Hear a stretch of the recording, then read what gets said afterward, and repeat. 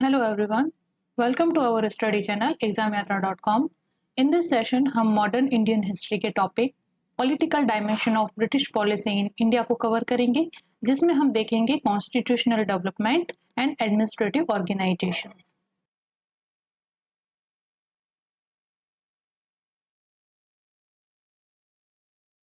तो in this session हम topic cover करेंगे जो भी रेगुलेटिंग एक्ट थे उनके बारे में। तो हम यहाँ पे बेसिकली 3 रेगुलेटिंग एक्ट जो है regulating act 1773, पिट्स India act 1784 and charter act 1883 को कवर करेंगे। इन एक्ट्स के अंदर, इन रेगुलेटिंग एक्ट्स के अंदर क्या क्या डेवलपमेंट हुए थे जिन्होंने इंडिया की पॉलिटिक्स को एक सिग्निफिकेंट टर्न दिया।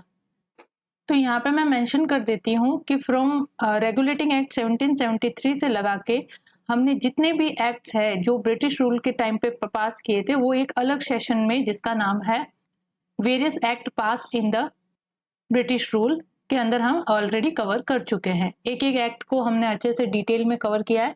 यहाँ पे सिर्फ हम इन 3 एक्ट्स को एक डिफरेंट एस्पेक्ट्स के रूप में देखेंगे जो मीन्स पर्सपेक्टिव से बहुत ज़्यादा इंपॉर्टेंट है, बिकॉज इन 3 एक्ट्स के अंदर जो चेंजेस इंट्रोड्यूस किए गए थे उन्होंने ही इंडिया की पॉलिटिक्स को एक सिग्निफिकेंट टर्न दिया।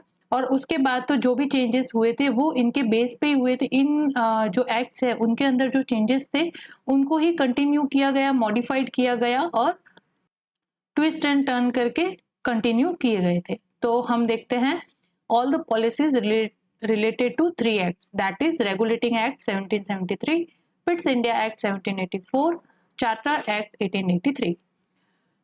हमें यहाँ पे पता है ऑलरेडी, हम पहले भी कवर कर चुके फ्रॉम स्टार्टिंग कि जो पिट्स इंडिया एक्ट है वो रेगुलेटिंग एक्ट का एक रिवाइज्ड फॉर्म है।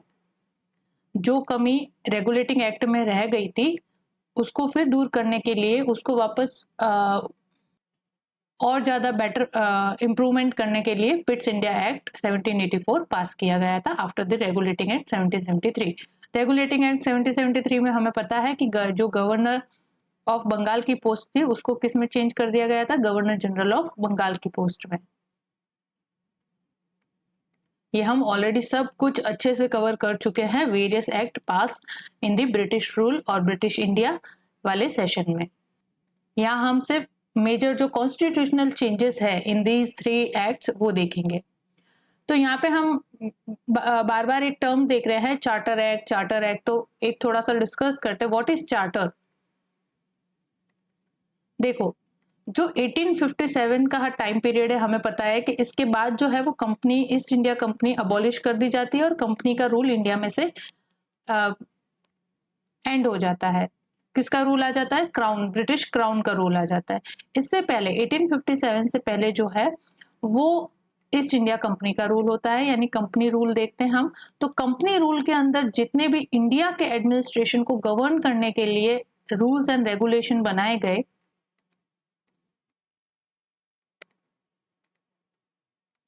तो इंडिया के एडमिनिस्ट्रेशन को गवर्न करने के लिए जो भी रूल एंड रेगुलेशन बनाए जाते थे वो ब्रिटेन में बनाए जाते थे और उनको ऐसे के ऐसे इंडिया के ऊपर या इंडिया के एडमिनिस्ट्रेशन को रन करने के लिए इम्पोज कर दिए जाते थे। इस वजह से जो भी वहां से एक्ट बन के आता था उसको हम कहते थे चार्टर एक्ट। तो चार्टर एक्ट बेसिकली क्या है? बने बनाए रूल्स एंड रेगुलेशन जो इंडिया के एडमिनिस्ट्रेशन को गवर्न करने के लिए ब्रिटेन में बनाए जाते थे। लेकिन हम देखते हैं 1857 के बाद जो भी एक्ट पास हुए इंडिया के एडमिनिस्ट्रेशन को रन करने के लिए, गवर्न करने के लिए, उसमें हम एक चीज देखते हैं, उनके अंदर चार्टर एक्ट या चार्टर वर्ड का प्रयोग नहीं होता है। उसमें होता है काउंसिल एक्ट या इंडिया एक्ट। तो इस तरह की टर्मिनोलॉजी यूज होती है। तो बेसिकली चार्टर जो है वो 1857 से पहले इंडियन एडमिनिस्ट्रेशन को रन करने के लिए ब्रिटेन के अंदर बने बनाए रूल्स एंड रेगुलेशन जो इम्पोज किए जाते थे उनको ही हम चार्टर एक्ट के रूप में देखते हैं। तो ये आपको डिफरेंस यहाँ पे क्लियर हो जाना चाहिए। अब हम देखते हैं रेगुलेटिंग एक्ट 1773 को, थोड़े से इसके डिफरेंट डायमेंशंस को देखते हैं। ऑलरेडी थ्योरेटिकल, जिसके अंदर फैक्चुअल क्वेश्चन जो प्रीलिम्स में पूछे जा सकते हैं, मेंस के अंदर भी आपको आंसर राइटिंग में वो मटेरियल हेल्प करेगा। यहाँ पे हम थोड़ा सा डिफरेंट एस्पेक्ट देखते हैं सो दैट कि आपको कंपैरिजन करने में, क्रिटिकली एनालिसिस करने के अंदर हेल्पफुल होगा। तो फर्स्ट थीम हम यहाँ पे लेते हैं regarding the Regulating Act of 1773. Regulating Act was significant, but in practice it had many limitations. तो यहाँ पे रेगुलेटिंग एक्ट के बारे में एक स्टेटमेंट है जो कह रहा है कि रेगुलेटिंग एक्ट जो था वो बहुत ही महत्वपूर्ण स्टेप था, सिग्निफिकेंट था, बट उसके अंदर कुछ लिमिटेशन थी। तो वो तो हमें पता ही है, रेगुलेटिंग एक्ट 1773 में कुछ लिमिटेशंस थे, उसकी कुछ ड्रॉबैक्स थे, उसकी वजह से उसको रिवाइज्ड करके पिट्स इंडिया एक्ट 1784 पास किया गया था। और regulating act was significant, but in practice it give rise to several kind of conflict. तो यहाँ पे दो स्टेटमेंट है।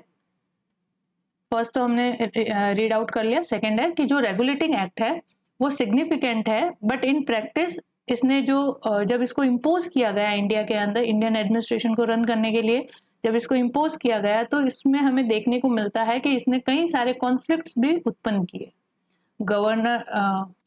Governing body, administrative body, revenue body, इन सब बॉडीज के बीच में जो है कॉन्फ्लिक्ट उत्पन्न होता है। जो सिस्टम पूरा वर्क कर रहा था ईस्ट इंडिया कंपनी का यहाँ पे इंडियन एडमिनिस्ट्रेशन को रन करने के लिए, उनमें डिफरेंट ऑफिशियल्स और डिफरेंट पोस्ट के बीच में कॉन्फ्लिक्ट उत्पन्न होता है। तो हम देखते हैं किस तरह से कॉन्फ्लिक्ट उत्पन्न होता है। ठीक है, तो यहाँ पे हम देखते हैं कि जब ईस्ट इंडिया कंपनी भारत में अपना रूल एस्टेब्लिश करती है तो वो एक सिर्फ ट्रेडिंग कंपनी थी जिसके कई शेयर होल्डर्स हुआ करते थे।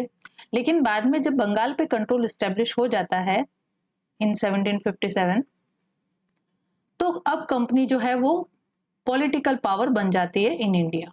अब जब पॉलिटिकल पावर बन चुकी है तो कंपनी को अपना फिर रूल और जो एडमिनिस्ट्रेशन है उसको रन करने के लिए, उसको गवर्न करने के लिए कुछ एडमिनिस्ट्रेटिव सिस्टम भी क्रिएट करना पड़ेगा। तो ईस्ट इंडिया कंपनी ने जो उसके शेयर होल्डर्स थे उन सब ने मिलकर एक जनरल कोर्ट ऑफ प्रोपराइटर का गठन किया। जनरल कोर्ट ऑफ प्रोपराइटर जो थे, प्रोपराइटर कौन थे यहाँ पे? ये शेयर होल्डर थे।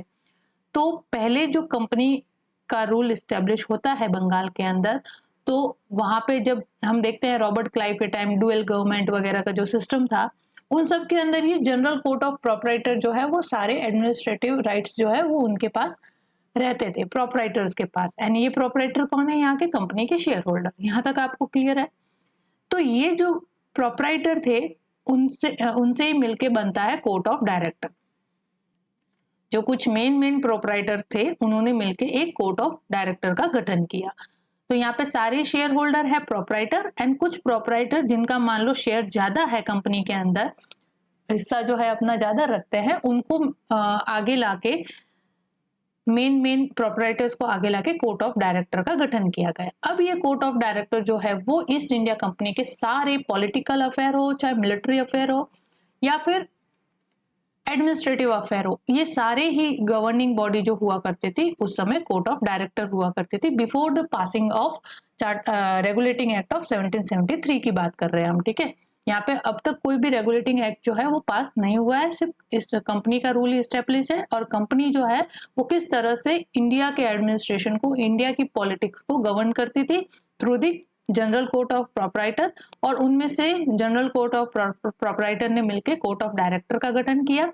और जो ये कोर्ट ऑफ डायरेक्टर क्या थे? इनकी सुप्रीम एग्जीक्यूटिव बॉडी हुआ करती थी। इसी के पास जो सारे राइट्स है, रेवेन्यू के राइट्स, टेरिटोरियल राइट्स देख लो, रेवेन्यू राइट्स देख लो, ये सब किनके अंदर वेस्ट करते थे या किनके अंदर निहित थे? कोर्ट ऑफ डायरेक्टर के पास। अब कोर्ट ऑफ डायरेक्टर का जो चेयरमैन था वो कौन था? Ex officio chairman of GCP. GCP यानी जनरल कोर्ट ऑफ प्रोपराइटर। तो जनरल कोर्ट ऑफ प्रोपराइटर का जो पदेन सभापति था, एक्स ऑफिशियो चेयरमैन, वही चेयरमैन हुआ करता था कोर्ट ऑफ डायरेक्टर का। यहां तक क्लियर है? अब ये कोर्ट ऑफ डायरेक्टर का जो ज्यूरिडिक्शन एरिया कह लो या फिर हम कहते हैं कि कंट्रोल एरिया कह लो, तो वो कौन कौन से थे? तो इस कोर्ट ऑफ डायरेक्टर का control over all matter of presidency. तो यहाँ पे हमने देखा कि ईस्ट इंडिया कंपनी ने अपना रूल एस्टेब्लिश किया, फिर यहाँ पे अपनी 3 प्रेसिडेंसी एस्टेब्लिश की, मद्रास, बॉम्बे एंड बंगाल। बंगाल, बॉम्बे एंड मद्रास। यहाँ पे अपना एक गवर्नर नियुक्त किया। ठीक है, गवर्नर प्लस काउंसिल। तो यहाँ पे हेड कौन हुआ करता था इस समय? ईस्ट इंडिया कंपनी के समय जो प्रेसिडेंसी के अंदर जो भी गवर्नर नियुक्त था वो उस प्रेसिडेंसी का प्रेसिडेंट हुआ करता था। सारे राइट्स किसके अंदर होते थे उस रिगार्डिंग पर्टिकुलर प्रेसिडेंसी, वो उस प्रेसिडेंसी के गवर्नर जनरल के पास हुआ करते थे। ठीक है, तो यहाँ पे बंगाल के गवर्नर के पास अपने अलग इस प्रेसिडेंसी के राइट है, बॉम्बे के गवर्नर के पास अपने बॉम्बे प्रेसिडेंसी के सारे राइट है, एंड मद्रास के प्रेसिडेंट के पास उसके सारे प्रेसिडेंसी के राइट है। तो इस तरह से ये ईस्ट इंडिया कंपनी का फ्रेम जो कॉन्स्टिट्यूशनल फ्रेम है वो हुआ करता था। तो जो ये कोर्ट ऑफ डायरेक्टर था कंपनी की, जो सुप्रीम एग्जीक्यूटिव बॉडी, उसके पास जो कंट्रोल के जिनके ऊपर कंट्रोल था वो मैटर थे टेरिटोरियल और ट्रेड एंड कॉमर्स। तो ट्रेड एंड कॉमर्स से संबंधित जितनी भी एक्टिविटीज थी उन सारे के ऊपर कंट्रोल भी कोर्ट ऑफ डायरेक्टर का था। एंड टेरिटोरियल जिसके अंदर हम देखते हैं revenue, civil and military, revenue affairs, civil affairs और मिलिट्री अफेयर्स, ये सारे के सारे जो फील्ड थे उनके ऊपर कंट्रोल किनका था? कोर्ट ऑफ डायरेक्टर का। ठीक है, तो यहाँ पे कोर्ट ऑफ डायरेक्टर का आपको फ्रेम जो रोल है वो समझ में आ गया। ये सुप्रीम एग्जीक्यूटिव बॉडी के रूप में काम करती है और complete trade and commerce related activity हो चाहे गवर्निंग एक्टिविटीज हो, governing activities like revenue administration है, सिविल लॉ के या रूल एंड रेगुलेशन के रिगार्डिंग हो, लॉ एंड ऑर्डर के रिगार्डिंग कोई मैटर हो, या मिलिट्री जैसे वॉर वगैरह है उसके रिगार्डिंग कोई डिसीजन लेने, तो वो सब किसके थ्रू लिए जाते थे? कोर्ट ऑफ डायरेक्टर के थ्रू लिए जाते थे। तो कोर्ट ऑफ डायरेक्टर उस समय सबसे पावरफुल और सुप्रीम एग्जीक्यूटिव बॉडी के रूप में वर्क करता था before the passing of regulating act of 1773। और यहाँ पे पर्टिकुलर जो प्रेसिडेंसी थी, 3 प्रेसिडेंसी ईस्ट इंडिया कंपनी की, बॉम्बे, मद्रास और बंगाल, उनके अंदर जो भी उनके गवर्नर वहां पे नियुक्त किए गए थे उनके पास उस प्रेसिडेंसी की अपने जो रिगार्डिंग प्रेसिडेंसी है उसके पूरे राइट्स गवर्नर के पास हुआ करते थे।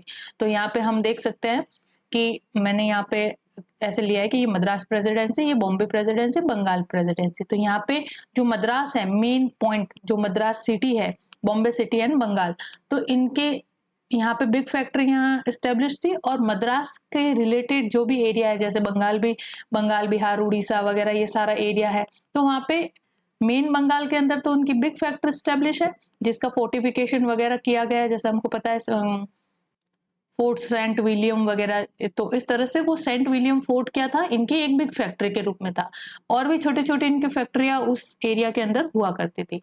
तो बिग फैक्ट्री तो ये जहां पे इनकी बिग फैक्ट्री वही इनकी प्रेसिडेंसी। तो 3 जगह इनकी बिग फैक्ट्रियां थी, बंगाल, बॉम्बे एंड मद्रास। यहाँ पे क्या रूल था? गवर्नर नियुक्त किया जाता था और ये गवर्नर ही जो है उस प्रेसिडेंसी का प्रेसिडेंट या हेड हुआ करता था। यानी कि सारे इस मद्रास प्रेसिडेंसी के रिलेटेड जो भी अफेयर्स होंगे वो उसके राइट्स किसके पास होंगे? गवर्नर के पास। Same with Bombay, same with Bengal. और कंपनी ने यहाँ पे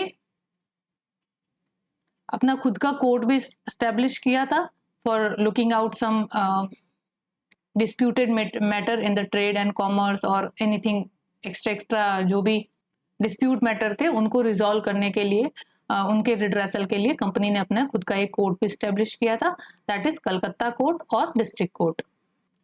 लेकिन along with this company court हम यहाँ पे देखते हैं कि क्राउन ने अपना खुद एक और कोर्ट स्टैब्लिश किया था जिसको हम सुप्रीम कोर्ट के रूप में जानते हैं। और ये सुप्रीम कोर्ट की स्थापना कब होती है? रेगुलेटिंग एक्ट के साथ। जब रेगुलेटिंग एक्ट 1773 पास होता है तब सुप्रीम कोर्ट के एस्टेब्लिशमेंट का उसमें जिक्र होता है। ये हम अच्छे से कवर कर लिया है ऑलरेडी इन दैट सेशन। और यहाँ पे उससे पहले जब रेगुलेटिंग एक्ट पास नहीं हुआ था उससे पहले सिर्फ कंपनी का कोर्ट हुआ करता था। कोई भी डिस्प्यूटेड मैटर होता था उसके रिड्रेसल के लिए कंपनी जो है वो कंपनी अपने कोर्ट में उस मैटर को लेके जाके उसका रिड्रेसल करते थे। अब यहाँ पे ये तो सारी जो एस्टेब्लिशमेंट है वो थी before regulating act scenario was this. ठीक है, क्या था? कोर्ट ऑफ डायरेक्टर हुआ करता था। Court of director he supreme executive body के रूप में काम करता था। वो टेरिटोरियल और trade and commerce related activities के ऊपर पूरा अपना कंट्रोल रखता था। यहाँ पे 3 प्रेसिडेंसी हुआ करती थी, उसके अंदर अपने पर्टिकुलर गवर्नर होते थे और उस प्रेसिडेंसी के रिगार्डिंग इस गवर्नर के पास कंप्लीट राइट्स हुआ करते थे। ठीक है, यहाँ पे ऐसा नहीं कि बंगाल का जो गवर्नर है वो मद्रास के गवर्नर को ऑर्डर दे रहा है या वो सुप्रीम है। All governors were equal in position and power. ठीक है, ये सिनेरियो था। और कंपनी का अपना एक कोर्ट हुआ करता था जिसको कंपनी कोर्ट या कलकत्ता कोर्ट कहते हैं, एंड डिस्ट्रिक्ट कोर्ट भी वहां पे स्टैब्लिश कंपनी ने किए थे। लेकिन बाद में जब रेगुलेटिंग एक्ट पास हो जाता है इन 1773, तो यहाँ पे हम सबसे पहले मेजर चेंज क्या देखते हैं कि जो बंगाल का गवर्नर था उसको गवर्नर की पोस्ट से क्या किया जाता है, गवर्नर जनरल ऑफ बंगाल की पोस्ट में कन्वर्ट कर दिया जाता है। और ये गवर्नर जनरल ऑफ बंगाल है, इसको इन बॉम्बे एंड मद्रास के गवर्नर के ऊपर सुप्रीम बना दिया जाता है। यानी कि जो बॉम्बे और मद्रास के गवर्नर है, ये दोनों गवर्नर बॉम्बे एंड मद्रास, ये इसके अंडर में आ जाते हैं, ये इसके अंडर में वर्क करते हैं। यानी कि अब बॉम्बे और मद्रास के गवर्नर को कोई डिसीजन लेना है regarding the revenue, civil, military, war, peace या ट्रेड रिलेटेड, तो वो उनको किससे परमिशन लेनी पड़ेगी, गवर्नर जनरल ऑफ बंगाल से परमिशन लेनी पड़ेगी। लेकिन इससे पहले रेगुलेटिंग एक्ट के पहले सिनेरियो हमने डिस्कस किया यहाँ पे, इस तरह का था all governors were independent in their presidency, respective presidency के अंदर वो अपना इंडिपेंडेंट थे। लेकिन रेगुलेटिंग एक्ट के पास होने के साथ क्या हो गया, ये बॉम्बे और मद्रास के गवर्नर जनरल ऑफ बंगाल, जो बंगाल का गवर्नर था उसकी पोस्ट कन्वर्ट कर दी गई गवर्नर जनरल ऑफ बंगाल में, उसके अंडर इनको ले आया गया। तो ये हम चीज देखते भी है जब एंग्लो मराठा वॉर होता है, फर्स्ट एंग्लो मराठा वॉर में वहां पे गवर्नर, बॉम्बे का गवर्नर तो अटैक या वॉर करने की सोचता है, लेकिन उसकी परमिशन जो गवर्नर जनरल ऑफ बंगाल और कोर्ट ऑफ डायरेक्टर है वो नहीं देते हैं। तो इस तरह का कॉन्फ्लिक्ट हुआ था। तो अभी हमने स्टेटमेंट के रूप में पढ़ा था कि regulating act was significant in terms but it raise some conflict also. तो यहाँ पे कॉन्फ्लिक्ट कैसे कि गवर्नर जनरल ऑफ बंगाल की जब पोस्ट क्रिएट की गई और उसके अंडर बॉम्बे और मद्रास के गवर्नर्स को ले आया गया, तब हम यहाँ पे देखते हैं कि यहाँ पे जब गवर्नर जो था बॉम्बे का, वो मराठाओं के अगेंस्ट जब वॉर वेज कर रहा था, वॉर को डिक्लेयर किया था उसने, तो यहाँ पे गवर्नर जनरल ऑफ बंगाल ने इसकी परमिशन नहीं दी थी। और जब वहाँ पे ट्रीटीज भी हुई थी रघुनाथ राव के साथ, तो उसको भी कोर्ट ऑफ डायरेक्टर या गवर्नर जनरल ऑफ बंगाल ने स्वीकृति नहीं दी थी और खुद आके फिर उस मैटर के अंदर इन्वॉल्व हुए। और फाइनल जो है वो हमने ऑलरेडी कवर कर रखा है किसमें, एंग्लो मराठा वॉर में अच्छे से। तो ये फर्स्ट कॉन्फ्लिक्ट हमें वहां पे देखने को मिलता है। ठीक है, अब रेगुलेटिंग एक्ट के पास होने के साथ साथ क्या किया, सुप्रीम कोर्ट के इस्टेब्लिशमेंट की इन कलकत्ता में ऑलरेडी कंपनी जो है अपना कोर्ट एक रन कर रही थी। उसी के साथ जो है क्राउन ने, बिकॉज रेगुलेटिंग एक्ट के पास होने के साथ ही क्या हो जाता है, कंपनी का जो रूल है ईस्ट इंडिया कंपनी के ऊपर, अब जो एडमिनिस्ट्रेटिव रूल है वो किसके हाथों में चला जाता है, क्राउन के हाथों में। यानी जो क्राउन है वो ईस्ट इंडिया कंपनी के अफेयर्स के अंदर अब इंटरफेयर करती है। तो क्राउन ने फिर अपने खुद का एक कोर्ट एस्टेब्लिश किया, दैट इज सुप्रीम कोर्ट, या फिर we can say crown court in Calcutta. तो सेम कलकत्ता में कंपनी का कोर्ट भी है, सेम कलकत्ता में सुप्रीम कोर्ट भी है। इस वजह से इन दोनों के बीच में भी कॉन्फ्लिक्ट होता है। ठीक है, तो ये कॉन्फ्लिक्ट के देखो जगह जगह पे हमें देखने को मिल रहा है। गवर्नर जनरल ऑफ बंगाल की पोस्ट के साथ ही देखने को मिल रहा है, सुप्रीम कोर्ट के एस्टेब्लिशमेंट के साथ देखने को मिल रहा है। फिर यहाँ पे गवर्नर जनरल ऑफ बंगाल की पोस्ट क्रिएट होती है, उसी के साथ उसको असिस्ट करने के लिए काउंसिल का गठन किया जाता है, जिसके अंदर जो एग्जीक्यूटिव मेंबर है वो गवर्नर जनरल को एडमिनिस्ट्रेशन के अंदर हेल्प करेंगे। तो governor general of Bengal plus उसकी काउंसिल क्या कहलाती है, गवर्नर जनरल इन काउंसिल। और इस गवर्नर जनरल ऑफ बंगाल के पास कंट्रोल था किसके ऊपर, given control over matter of war and peace. तो ये वॉर एंड पीस हमें कहाँ पे देखने को मिलता है, फर्स्ट एंग्लो मराठा वॉर के अंदर। फर्स्ट एंग्लो मराठा वॉर के अंदर हमने देखा कि बॉम्बे के गवर्नर जो है वो मराठाओं के अगेंस्ट वॉर डिक्लेयर करता है, लेकिन इसकी परमिशन यहाँ पे गवर्नर जनरल बंगाल या गवर्नर जनरल इन काउंसिल नहीं देता है। तो इस तरह का सिनेरियो क्रिएट होता है before the regulating act and after the regulating act. हमने ये पूरा सिनेरियो कवर किया। तो अब हम देखते हैं एरिया ऑफ कॉन्फ्लिक्ट्स के कहाँ कहाँ कॉन्फ्लिक्ट्स उत्पन्न होते हैं after the passing of regulating act of 1773। Conflict, governor general had no veto power, so conflict between governor general and council. अब यहाँ पे जब गवर्नर जनरल की पोस्ट क्रिएट की गई, गवर्नर जनरल ऑफ बंगाल की, तो उसके साथ किसका गठन किया गया? काउंसिल का। Governor general and council combinedly call governor general in council. तो किसी भी मैटर के ऊपर जो है फाइनल डिसीजन नहीं बन पाता था, बिकॉज यहाँ पे गवर्नर जनरल के पास क्या नहीं था? वीटो पावर नहीं था। तो इस वजह से गवर्नर जनरल और काउंसिल के बीच में वेरियस मैटर्स के ऊपर कॉन्फ्लिक्ट उत्पन्न होते थे, कोई एक राय नहीं बन पाती थी, बिकॉज यहाँ पे दोनों को ही सेम पावर दे दी गई, काउंसिल को भी और गवर्नर जनरल को भी। वरना हम देखते हैं कि अगर जब सिचुएशन टाइट या हम कहते हैं कि बराबर की सिचुएशन हो जाती है 50-50, तो कोई अपना एक वोट कास्ट करके या वीटो करके उस चीज को रिजॉल्व किया जाता है। तो वीटो पावर जैसा सिस्टम यहाँ पे गवर्नर जनरल के पास नहीं था। इस वजह से many issues and many conflicts was aroused between the governor general and his council. Conflict between governor general plus council and supreme court, because यहाँ पे सुप्रीम कोर्ट का जो पावर थे, जो उसका जुरिडिक्शन एरिया था, उसको अच्छे से डिफाइन नहीं किया गया था इस एक्ट के अंदर, रेगुलेटिंग एक्ट के अंदर।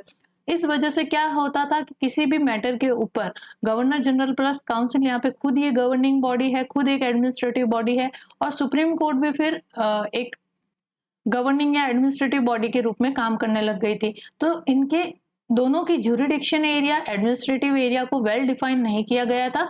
इस वजह से सुप्रीम कोर्ट और गवर्नर जनरल प्लस काउंसिल के बीच में भी कॉन्फ्लिक्ट उत्पन्न होता है। In Bengal there was company's court that is established by Warren Hastings. Beside it, court of crown were created. तो ऑलरेडी यहाँ पे कंपनी का कोर्ट रन कर रहा था कलकत्ता के अंदर to redress all disputed matter regarding the trade and commerce और वॉर, पीस, व्हाटएवर। तो ये सारी चीजों को रिड्रेस करने के लिए कंपनी के खुद का एक कोर्ट था, लेकिन इसके साथ साथ ही क्राउन ने रेगुलेटिंग एक्ट पास करके सुप्रीम कोर्ट के एस्टेब्लिशमेंट का भी एक प्रोविजन उसके अंदर रखा।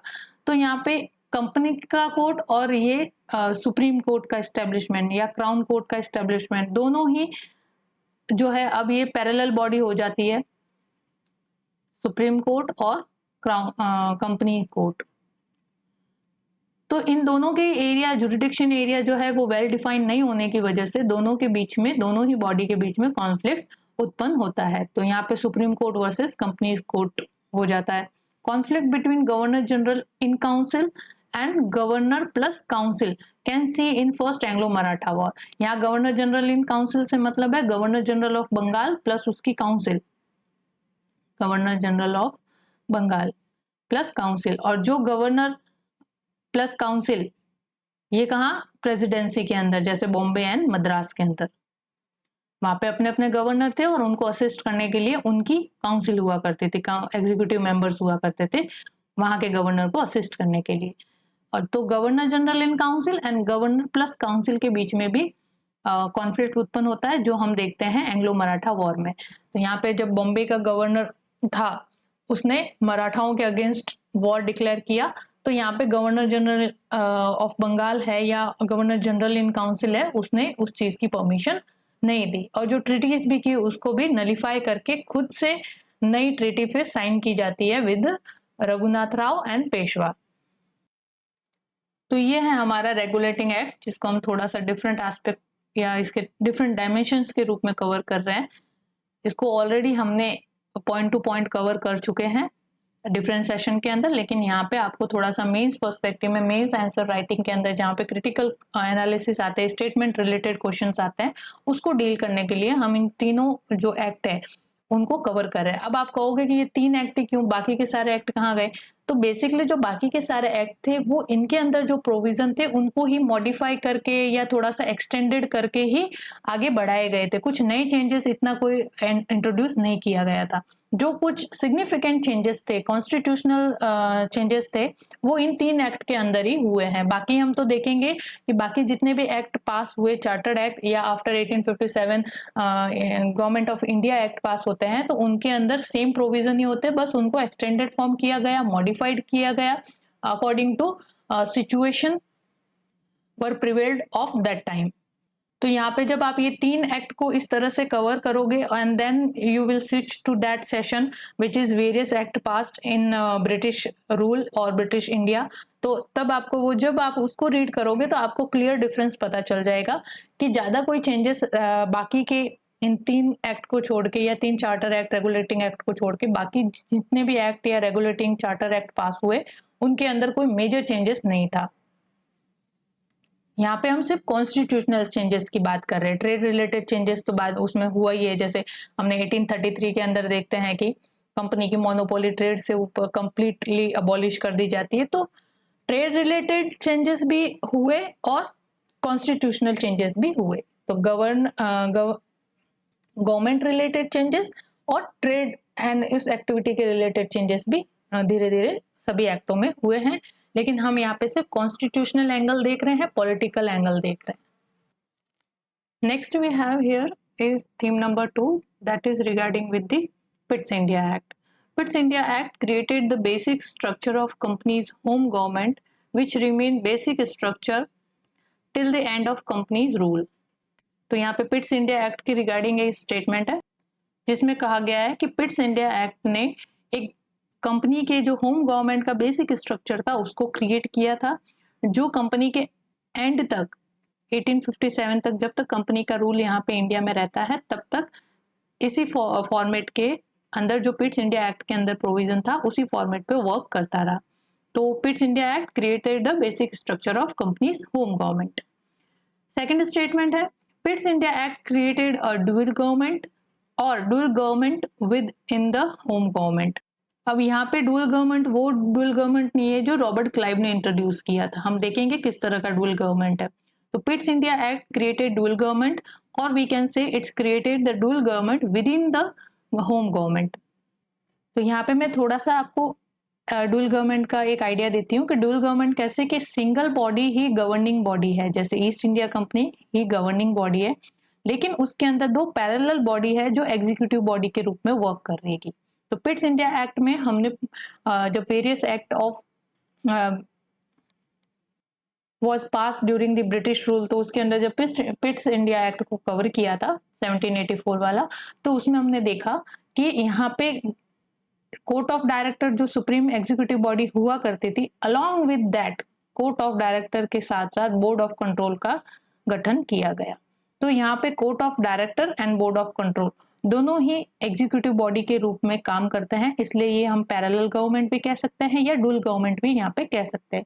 तो इस वजह से ये dual government within the home government, यानी होम गवर्नमेंट या इंडिया के अंदर जो गवर्नमेंट है, ईस्ट इंडिया कंपनी का रूल एस्टेब्लिश है तो उसकी खुद की गवर्नमेंट है, लेकिन उसके खुद के अंदर 2 एग्जीक्यूटिव बॉडी वर्क कर रही है, that is court of director and board of control. तो इस तरह का dual government system पिट्स India act के प्रोविजन के अंदर कॉन्स्टिट्यूट किया गया। तो यहाँ पे पिट्स इंडिया एक्ट का फ्रेमवर्क देखते हैं हम थोड़ा सा। तो यहाँ पे पिट्स इंडिया एक्ट के अंदर जो court of director already executive body जो एग्जिस्ट करती थी ईस्ट इंडिया कंपनी के रूल के दौरान, जिसका कंट्रोल किस पे था, trade related activities, trade and commerce and territorial matter. Territorial matter के अंदर सब कुछ आ जाता है, रेवेन्यू, सिविल एंड मिलिट्री। तो सारा का सारा कंट्रोल किसके ऊपर था, कोर्ट ऑफ डायरेक्टर के पास। लेकिन पिट्स इंडिया एक्ट को पास करके बोर्ड ऑफ कंट्रोल का गठन किया गया। अब जो टेरिटोरियल रिलेटेड मैटर थे जिसके अंदर military, civil, rule and revenue के मैटर्स शामिल थे, उसका पावर इस बोर्ड ऑफ कंट्रोल को दे दिया गया। यानी अब कोर्ट ऑफ डायरेक्टर के पास खाली कौन से राइट्स रह गए थे, only related with the trade and commerce. तो trade and commerce related rights court of director के पास एंड टेरिटोरियल राइट्स जो थे that is military, civil and revenue, वो सारे के सारे राइट्स जो है किनके पास, उनके रिलेटेड पावर जो है वो बोर्ड ऑफ कंट्रोल के पास शिफ्ट हो जाती है। तो यहाँ पे board of commissioner for affairs of India, अब इंडिया के अंदर इस टेरिटोरियल अफेयर्स को मैनेज करने के लिए बोर्ड ऑफ कमिश्नर्स का गठन किया जाता है एंड बोर्ड ऑफ कंट्रोल का गठन किया जाता है, जिसके अंदर मेंबर्स थे मैक्सिमम 6 एंड 2 कैबिनेट मिनिस्टर इसके अंदर इंक्लूड थे। इन 6 मेंबर्स के अंदर 2 कैबिनेट मिनिस्टर थे जो ब्रिटिश गवर्नमेंट के अंदर कैबिनेट मिनिस्टर की पोस्ट होल्ड करते थे वो। और कोर्ट ऑफ डायरेक्टर तो हमें ऑलरेडी पता है वो किन से मिलके बना था, जो कोर्ट ऑफ प्रोपराइटर थे, जो कंपनी के शेयर होल्डर थे, उनको मिला के ये कोर्ट ऑफ डायरेक्टर बना हुआ था। तो अब हमने देखा कि dual government with in the home government, किस तरह से अब कोर्ट ऑफ डायरेक्टर जो है वो ट्रेड एंड कॉमर्स वाले मैटर देखेगी और टेरिटोरियल मैटर जो है वो बोर्ड ऑफ कंट्रोल देखेगी। तो इस तरह की ये डुअल गवर्नमेंट लाइन जो है वो शुरू होती है। तो बोर्ड ऑफ कंट्रोल वाली गवर्नमेंट वाली line 1 and court of director वाली गवर्निंग वाली लाइन 2। तो that is line 1 and line 2। Line 1 is board of control and line 2 is court of director. इसी को हम कहते हैं डुअल गवर्नमेंट। तो पिट्स इंडिया एक्ट में जो सिग्निफिकेंट और मेजर चेंजेस होते हैं वो यही होते हैं, कोर्ट ऑफ डायरेक्टर के पावर से जो territorial power court of director के पास थी उससे उसको छीन के कोर्ट ऑफ डायरेक्टर को दे दिया जाता है और एक नई गवर्निंग बॉडी या नई एग्जीक्यूटिव बॉडी जिसको कहते हैं court of control, board of control, उसका गठन किया जाता है। अब यहाँ पे जब कंपनी का रूल था तब तक, ईस्ट इंडिया कंपनी का रूल था तब तक यही जो कॉन्स्टिट्यूशनल फ्रेमवर्क था, board of control and court of director, ये दोनों साथ साथ वर्क कर रहे थे। इसको पावर दे दी गई थी टेरिटोरियल रिलेटेड मैटर की और कोर्ट ऑफ डायरेक्टर के पास ट्रेड एंड कॉमर्स देखा करती थी। तो ये तब तक रहता है, ये एस्टेब्लिशमेंट तब तक रहता है जब तक 1857 तक कंपनी का रूल, यहाँ से ईस्ट इंडिया कंपनी का रूल अबॉलिश नहीं कर दिया जाता। तो ईस्ट इंडिया कंपनी के अबॉलिश होने तक यही फ्रेमवर्क रहता है, गवर्निंग सिस्टम यही रहता है।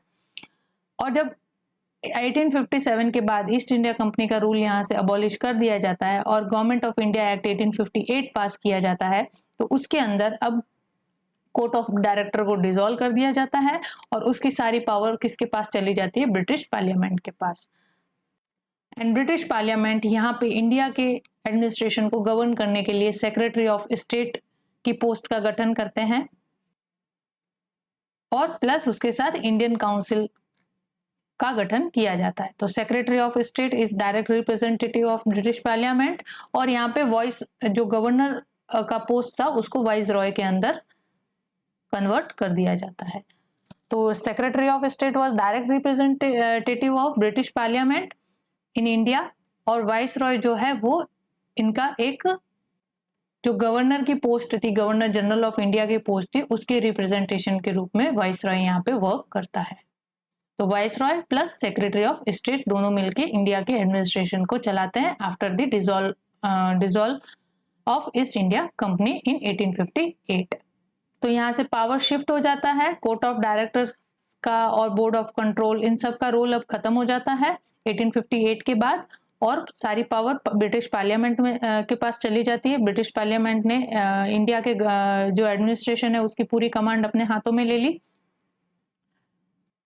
और ब्रिटिश पार्लियामेंट ने फिर इंडिया के एडमिनिस्ट्रेशन को गवर्न करने के लिए secretary of state plus vice Roy वाली पोस्ट का गठन किया और फिर इंडिया को रूल किया। उसके साथ ही इंडियन काउंसिल को गठन किया जिसके अंदर इंडियन मेंबर्स को भी शामिल किया गया लेटर धीरे धीरे। ये इंडियन काउंसिल जो है ये सेक्रेटरी ऑफ स्टेट को असिस्ट करती थी in the political matter and in the constitutional या फिर लॉ रिलेटेड जो भी डिसीजन मेकिंग होती थी उसके अंदर सेक्रेटरी ऑफ स्टेट को हेल्प किया करते थे। तो ये था पिट्स India act and after that power shift किस तरह से हुआ हम देखते हैं। तो ये यहाँ पे एस्टेब्लिश हो चुका है ये स्टेटमेंट कि पिट्स इंडिया एक्ट के अंदर जो चेंजेस थे वो कंपनी के रूल जब तक इंडिया में होता है, एंड नहीं हो जाता कंपनी का रूल, तब तक रहते हैं, तब तक परसिस्ट करते हैं। जो बोर्ड ऑफ कंट्रोल है, कोर्ट ऑफ डायरेक्टर है, वो उसी तरह चलता रहता है टिल दी 1858 के अंदर जब गवर्नमेंट ऑफ इंडिया एक्ट 1858 पास होता है तो इन सबको डिसॉल्व करके कंप्लीट पावर ब्रिटिश या क्राउन के पास चली जाती है, ब्रिटिश पार्लियामेंट के पास चली जाती है। तो इस तरह से ब्रिटिश पार्लियामेंट है पावर शिफ्ट हो जाती है to the secretary of state, and court of director की भी पावर शिफ्ट हो जाती है to the secretary of state, और इस तरह से ये फ्रेमवर्क आगे फिर एक्सटेंड होता रहता है। Next thing we have here is charter act of 1833 related. इसके अंदर देखते हैं किस तरह से कॉन्स्टिट्यूशनल चेंजेस होते हैं। 1833 एस्टैब्लिश 3 पिलर्स ऑफ सेंट्रलाइजेशन, और charter act of 1833 in the culmination of the process of centralisation और the process which begin under regulating act culminated under charter act of 1833। यहाँ पे इन स्टेटमेंट्स का कहने का क्या मतलब है, मेन फोकस है कि centralisation of power, centralisation of power का, कि ये कहा जा रहा है कि जो 1833 का चार्टर एक्ट था उसने रेगुलेटिंग एक्ट के अंदर जो प्रोसेस बिगिन हुई थी सेंट्रलाइजेशन ऑफ पावर की, उसको कल्मिनेट किया in this charter act of 1833, यानी उसका समापन कहाँ पे जाके होता है 1833 के अंदर। किसका? सेंट्रलाइजेशन ऑफ पावर का। अब सेंट्रलाइजेशन ऑफ पावर कैसे?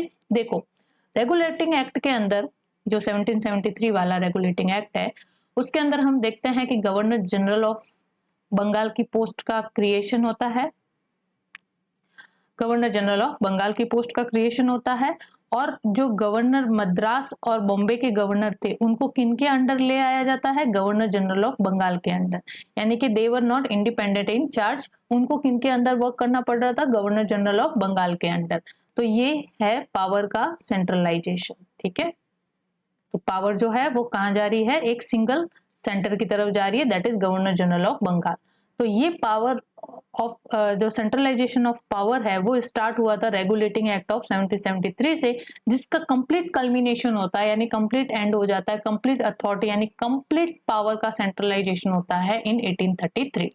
तो हम देखते हैं कि चार्टर एक्ट यानी ये सारे जो एक्ट है वो कंपनी, ईस्ट इंडिया कंपनी जो है वो इंडिया के लिए बना रही है,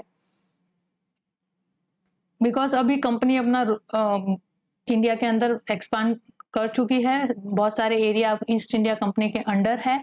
तो ईस्ट इंडिया कंपनी अब इंडिया को अपने तौर तरीके से गवर्न करती है, और बने बनाए rules and regulation without the acknowledgement of the Indian interest वो इम्पोज किए जा रही है, ठीक है। अब उनको इंडिया के लोगों की क्या नीड है, इंडियन जो कंडीशन है, इंडियन सिचुएशन है, उससे उनको कोई मतलब नहीं है, उनको अपने अकॉर्डिंग इंडिया को गवर्न करना है।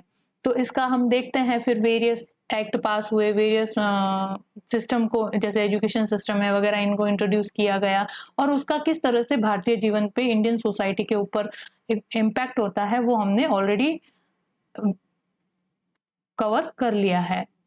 जिसके अंदर हम ब्रिटिश पॉलिसी देखा था, जिसके अंदर सोशल पॉलिसी देखी हमने, ब्रिटिश इकोनॉमिक पॉलिसी देखी, ड्रेन ऑफ वेल्थ देखा, फिर हमने पॉलिटिकल पॉलिसीज देखी जिसके अंदर प्रेस पॉलिसी है वगैरह है। ये सारी चीजें हमें पढ़ी और हमने देखा कि ईस्ट इंडिया कंपनी ने अपने मन मुताबिक अपने इंपीरियल इंटरेस्ट को सर्व करने के लिए इंडिया के अंदर रूल एंड रेगुलेशन जो है वो इम्पोज किए थे। तो इस वजह से हमें 1833 तक कंप्लीट सेंट्रलाइजेशन ऑफ पावर देखने को मिलता है, बिकॉज ईस्ट इंडिया कंपनी चाहती थी कि जितना ज्यादा कंट्रोल इनके हाथों में होगा उतना ही इंडिया को गवर्न करना इनके लिए सही होगा। ये पावर को डिसॉल्व करना चाहते ही नहीं थे, पावर को हैंड ओवर इंडियंस को करना चाहते ही नहीं थे। ये तो बाद में जब नेशनलिज्म राइज होता है, 1857 के अंदर रिवोल्ट होता है, उसके बाद इनको नीड महसूस होने लगी कि नहीं, अब जो चार्टर एक्ट जो बने बनाए रूल्स एंड रेगुलेशन है इंडिया को गवर्न करने के लिए, जो ब्रिटिश लोगों के द्वारा बनाए जाते हैं without the acknowledgement of Indian interest and Indian society का पर्सपेक्टिव देखे बिना ही जो रूल्स एंड रेगुलेशन हम इनके ऊपर इम्पोज कर रहे हैं, अब उनसे इंडिया के लोगों को गवर्न करना व्हाट नॉट इजी। तब जाके 1857 के बाद इन्होंने, हमने देखा कि सेक्रेटरी ऑफ स्टेट का पोस्ट क्रिएट किया एंड इंडियन काउंसिल को भी, इंडियन काउंसिल का गठन किया, जिसके अंदर धीरे धीरे फिर इन्होंने इंडियंस को भी शामिल करना, यानी एडमिनिस्ट्रेशन के अंदर इंडियंस को शामिल करना शुरू किया। तो ईस्ट इंडिया कंपनी का रूल जब तक था तो हमको कंप्लीट सेंट्रलाइजेशन ऑफ पावर देखने को मिलता है, और इसका पीक पहुंचता है चार्टर एक्ट ऑफ 1833 में।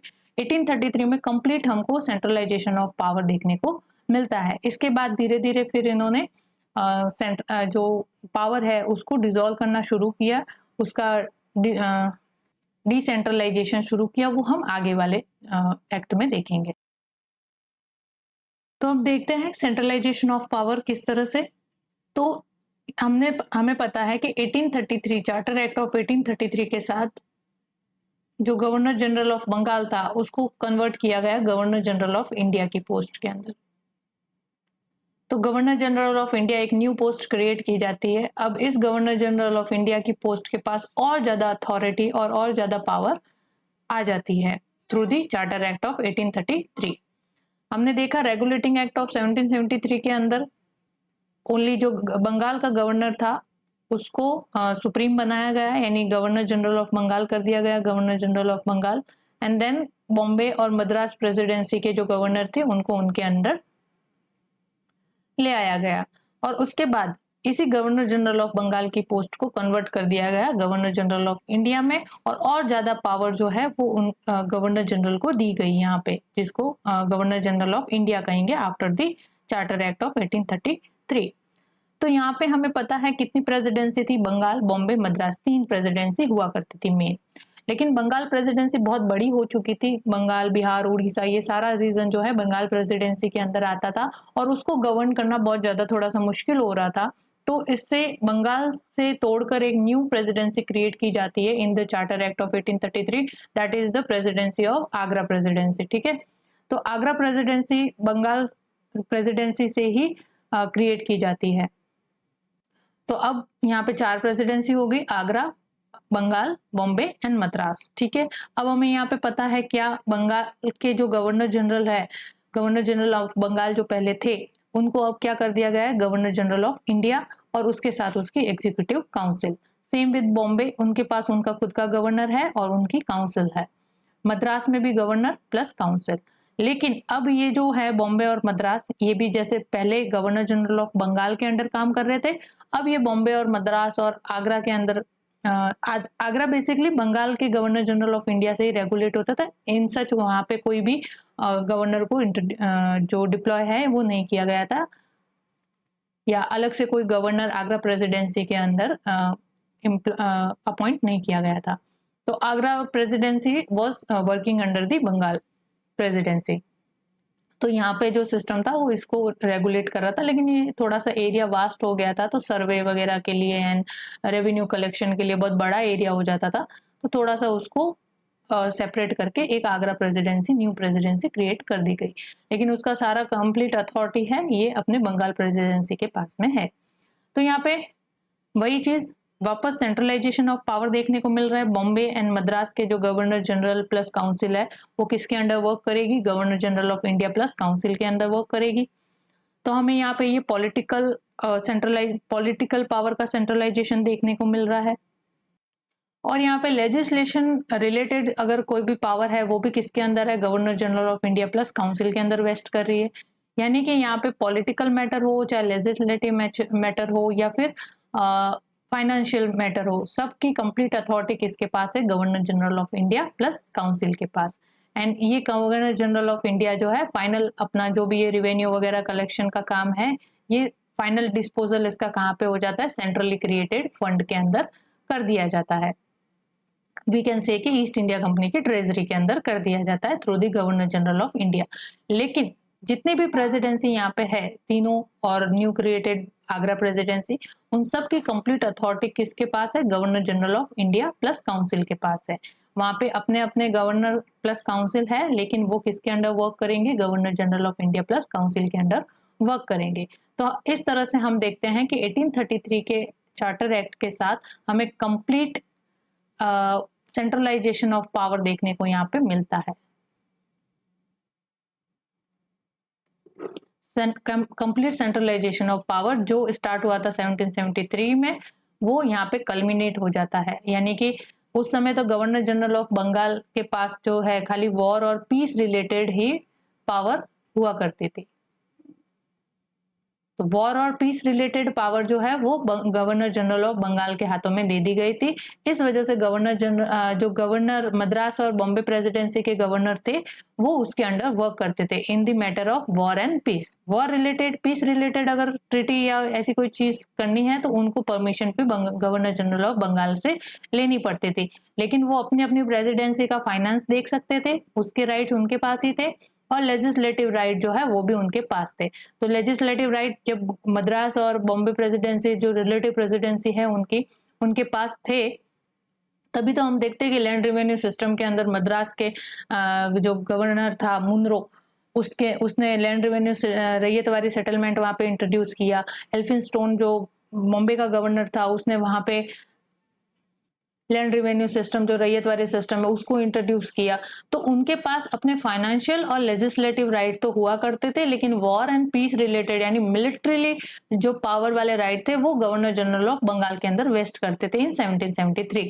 लेकिन अब और देखो पावर कितनी ज्यादा गवर्नर जनरल ऑफ इंडिया जो कन्वर्ट पोस्ट है, गवर्नर जनरल ऑफ बंगाल की जो पोस्ट है वो कन्वर्ट हो चुकी है गवर्नर जनरल ऑफ इंडिया में, और उसके पास और ज्यादा पावर आ चुकी है लेजिस्लेशन रिलेटेड, फाइनेंस रिलेटेड और रेवेन्यू रिलेटेड।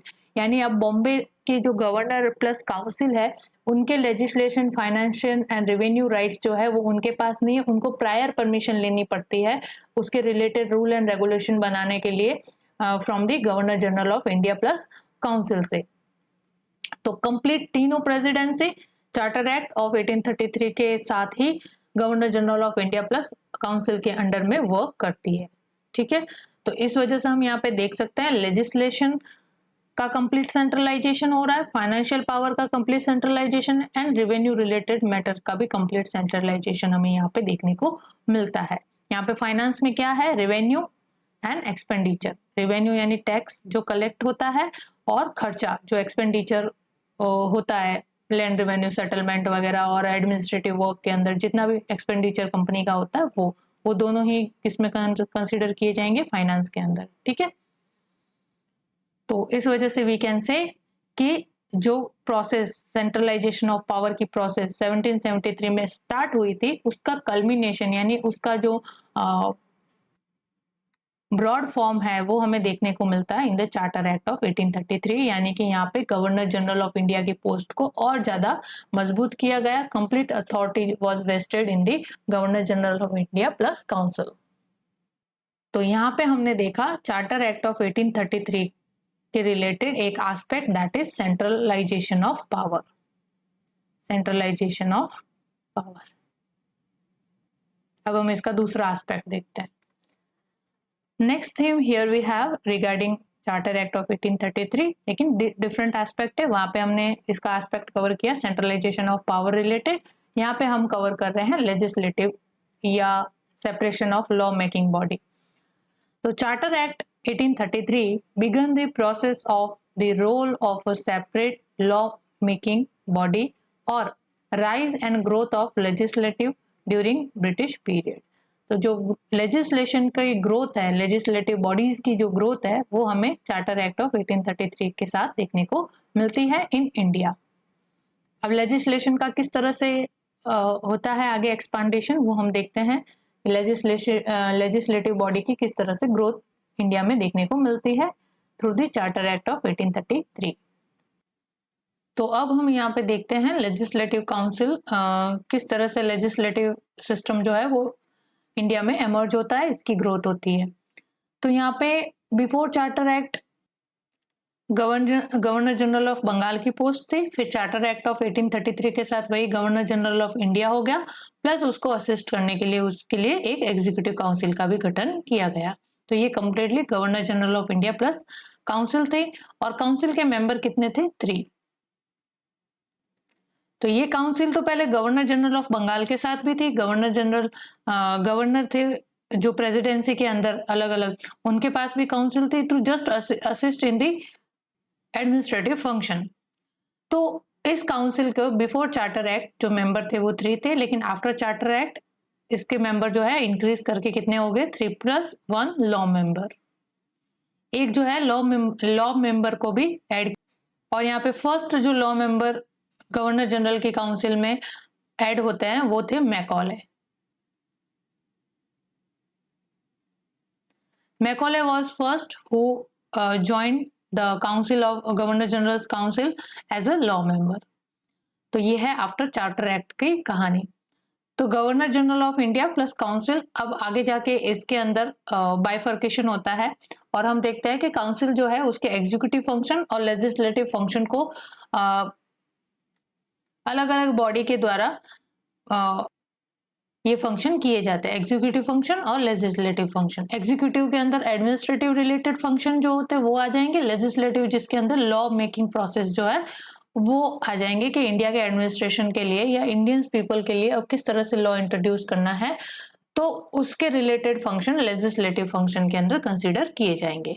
और इसी वजह से इस लेजिस्लेटिव फंक्शन को डिस्चार्ज करने के लिए यहाँ पे लॉ मेंबर जो है वो गवर्नर जनरल की काउंसिल के अंदर ऐड किया जाता है और Macaulay was the first law member in the governor general council.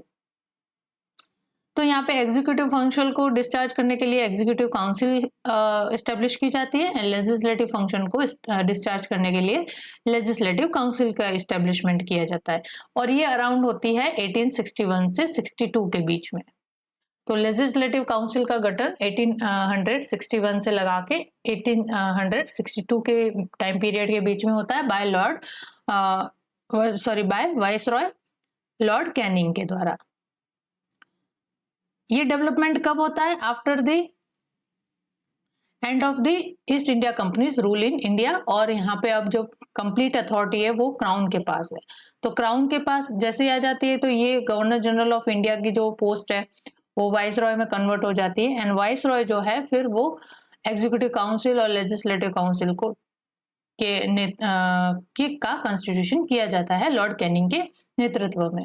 तो यहाँ पे एग्जीक्यूटिव काउंसिल के जो मेंबर थे वो गवर्नर जनरल खुद था प्लस 3 मेंबर। ये एग्जीक्यूटिव काउंसिल का कॉन्स्टिट्यूशन था और एग्जीक्यूटिव काउंसिल का वी कैन से स्ट्रक्चर है। यहाँ पे लेजिस्लेटिव काउंसिल जो है उसके अंदर गवर्नर जनरल प्लस 3 मेंबर और एक लॉ मेंबर के रूप में इस लेजिस्लेटिव काउंसिल का स्ट्रक्चर क्रिएट किया गया। तो we can say this legislative council which is introduced in 1861 to 62 by lord Canning, that is the micro legislature because इसके लेजिस्लेटिव काउंसिल के अंदर मेंबर जो है वो बहुत ही कम है। गवर्नर जनरल खुद, 3 और मेंबर और एक लॉ मेंबर जो है जो लॉर्ड मैकॉले है यहाँ पे, उसको यहाँ पे ऐड किया जाता है। तो इस तरह से ये लेजिस्लेटिव काउंसिल और एग्जीक्यूटिव काउंसिल का स्ट्रक्चर हुआ करता था। फिर धीरे धीरे इस लेजिस्लेटिव काउंसिल के जो मेंबर के जो नंबर थे उनके अंदर और इंक्रीमेंट किया गया और इंक्रीज की गई इसकी साइज को and more officials member added plus non official member को भी ऐड इसमें किया गया। तो इससे लेजिस्लेटिव काउंसिल का क्या होता है? एक्सपांडेशन होता है and number of legislative council के मेंबर जो है वो इंक्रीज होते हैं। और इसी टाइम पीरियड के दौरान लेजिस्लेटिव काउंसिल के अंदर पहले सिर्फ ब्रिटिश लोगों की ही एंट्री थी। ब्रिटिश जो ऑफिशियल मेंबर है, नॉन ऑफिशियल मेंबर हुआ करते थे, उनको ही लेजिस्लेटिव काउंसिल की मेंबरशिप दी जाती थी। लेकिन धीरे धीरे जैसे इंडिया के अंदर नेशनलिज्म राइज होता है और ब्रिटिश लोगों को भी लगता है कि अब इंडियन लोगों को भी लॉ मेकिंग प्रोसेस के अंदर शामिल करना चाहिए, तो फिर बाद में इंडियंस को भी यहाँ पे लेजिस्लेटिव काउंसिल की मेंबरशिप दी जाती है। तो यहाँ पे फर्स्ट टाइम लॉर्ड कैनिंग के द्वारा महाराजा नरेंद्र सिंह ऑफ पटियाला, राजा देवनारायण सिंह बनारस के जो थे and Raja sir Dinkar Rao Raghunath of Gwalior, उन तीनों को लेजिस्लेटिव काउंसिल के अंदर मेंबरशिप दी जाती है। तो यहाँ पे हम देख रहे हैं कि नॉर्मल इंडियंस के लिए यहाँ पे अभी भी मेंबरशिप जो है वो ओपन नहीं थी। तो लेजिस्लेटिव काउंसिल का मेंबर बनने के लिए फर्स्ट टाइम तो कि आप एक जनरल इंडियन तो या नॉर्मल जो आम आदमी है इंडियन सोसाइटी में से, उनको यहाँ पे एक्सेस नहीं था। जो प्रिंसली स्टेट हुआ करते थे मोस्टली, जो ऑब्वियसली ब्रिटिश लोगों के फेवर में ही हुआ करते थे, उनको यहाँ पे as a representative of the Indian society के रूप में यहाँ पे लेजिस्लेटिव काउंसिल के अंदर मेंबर के रूप में अपॉइंट किया जाता है। और इससे ब्रिटिश लोगों को 2 फायदे हो जाते हैं कि एक तो सिंबॉलिकली रूप से हम यहाँ पे कह सकते हैं कि इंडियन लोगों का भी नेतृत्व है, इंडियन लोगों का भी रिप्रेजेंटेशन है in the legislative council in the law making process for the Indians. And secondly they can serve their imperial interest के ये जो प्रिंसली स्टेट के जो महाराजा जिनको अपॉइंट किया गया है एज ए लेजिस्लेटिव काउंसिल के अंदर इंडियन मेंबर्स के रूप में, वो किन के लॉयल है? वो ब्रिटिश लोगों के ही लॉयल है। तो वो उनके अगेंस्ट कभी भी नहीं हो, जो भी पॉलिसी मेकिंग होगी ब्रिटिश लोगों के द्वारा जो अपने इंपीरियल इंटरेस्ट को सर्व करने के लिए की जाएगी, उसके अंदर ये हाँ में हाँ ही मिलाएंगे। तो सिंबॉलिकली रूप से यहाँ पे हम कह सकते हैं कि इंडियन सोसाइटी का रिप्रेजेंटेशन किया गया इन द लॉ मेकिंग प्रोसेस। फिर शुरुआत में तो इन 3 जनों को महाराजा जो थे प्रिंसली स्टेट के, उनको मेंबरशिप दी, मेंबर अपॉइंट किया गया इन the legislative council. And later during the period of 1861 से लगा के 1892 के बीच के पीरियड में नंबर ऑफ लेजिस्लेटिव काउंसिल जो है वो number of the member of the legislative council increase होते रहे, जिसके अंदर हम देखते हैं कि जब 1892 तक हम पहुंचते हैं तब तक ये 3 महाराजा भी है और 45 Indians were nominated to the legislative council already. तो अब यहाँ पे जो लेजिस्लेटिव काउंसिल की साइज है वो और ज्यादा बढ़ जाती है और नॉर्मल इंडियंस जो थे या इंडियन नेशनलिस्ट कह दो, जो पढ़े लिखे थोड़े से एलाइड क्लास के लोग थे, उनको यहाँ पे रिप्रेजेंटेशन लेजिस्लेटिव काउंसिल में मिलने लग जाता है। तो ये माइक्रो लेजिस्लेचर जो उस समय सिर्फ गवर्नर जनरल 3 मेंबर और एक लॉ मेंबर के रूप में लेजिस्लेटिव काउंसिल का कॉन्स्टिट्यूशन किया गया था, अब वो साइज में इंक्रीज हो चुकी है। तो जैसे जैसे इसके मेंबर बढ़ेंगे ये माइक्रो लेजिस्लेचर से एक बिग लेजिस्लेचर या we can say macro legislature के रूप में या प्रॉपर लेजिस्लेचर के रूप में वर्क करेगी। तो यहाँ पे इंडियंस लोगों की entry in the legislative council, चाहे वो महाराजा के रूप में हो या फिर नॉर्मल इंडियंस के रूप में हो, वो 1861 से ही शुरू हो जाती है। लेजिस्लेटिव का काउंसिल गठन होता है, फिर धीरे धीरे 1861 से 62 के पीरियड के बीच में इंडियंस की भी एंट्री यहाँ पे लेजिस्लेटिव काउंसिल में हो जाती है। और अभी एग्जीक्यूटिव काउंसिल के अंदर तो सेम प्रोसेस वही चल रहा है। गवर्नर जनरल जो है वो यहाँ पे हेड है और 3 मेंबर जो है उसको असिस्ट करने के लिए एग्जीक्यूटिव काउंसिल का स्ट्रक्चर इस समय यही है। लेजिस्लेटिव काउंसिल के अंदर डे बाय डे जो नंबर ऑफ मेंबर्स है वो इंक्रीज होते जा रहे हैं।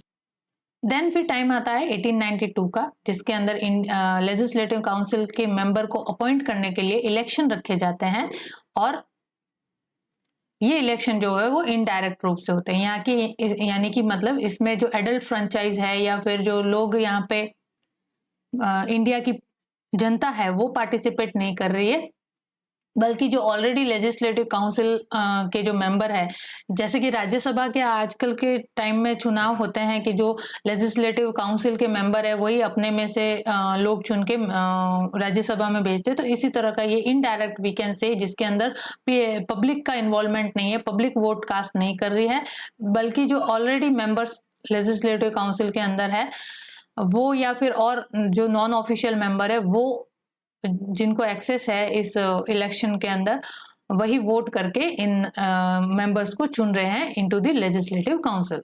तो इनडायरेक्ट इलेक्शन होता है इन 1892 और इस लेजिस्लेटिव काउंसिल की साइज और बढ़ती है by the introduction of more Indians in the legislative council. Then यहाँ पे लेजिस्लेटिव काउंसिल के अंदर मेंबर के और इंक्रीजमेंट होता है और इंक्रीज होते हैं और फिर होता है डायरेक्ट इलेक्शन इंडिया के अंदर इन 1909।